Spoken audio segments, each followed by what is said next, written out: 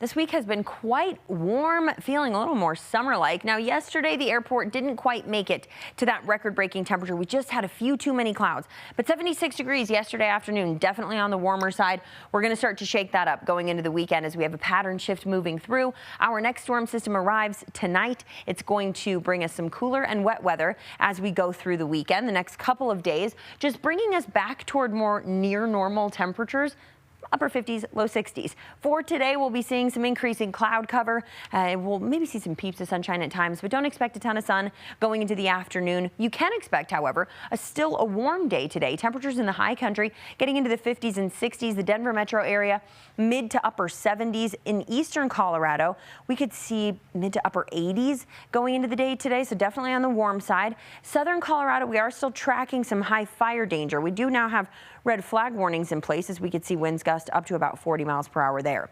Futurecast to take you through the day today. By this evening, as you're heading home from work, maybe you've got dinner plans tonight, you're headed out and about, could run into a spotty shower this evening. Most of that would be Denver, north of the Denver metro area, kind of north of 76 into parts of northern Colorado, while the mountains will start to see some rain and snow. By tonight, more of that rain will turn to snow in the high country, and we will start to see more rain move into the Denver area. Tomorrow morning, waking up to some spotty showers. We have two waves of moisture. So the first one arrives tonight and into tomorrow. The second one will hit us tomorrow afternoon and into early Sunday. Tomorrow late afternoon, I should say. We'll start to see that activity build around 4 or 5 o'clock. Rain showers move through the area yet again.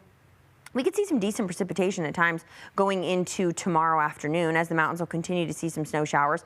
Then by the overnight hours, Saturday into Sunday, we'll see some rain turn over into a sloppy, slushy snow. It depends on how quickly we're able to cool and where we will see that cooling take place the fastest. But places like the Palmer Divide into the southern foothills could see a little bit of snow going into the overnight hours Saturday into Sunday. By Sunday morning, a few spotty snow showers. We are not talking much in the way of accumulation. Into the afternoon, that would turn into some spotty rain showers. So not a washout of a weekend by any stretch, but we are certainly looking at more active weather going into the next several days. Now, for the high country, our snow levels are going to be a little higher. We've been warm in the mountains. This will still be a slightly warmer system still, as our snow levels are going to be about 8,000 feet and above.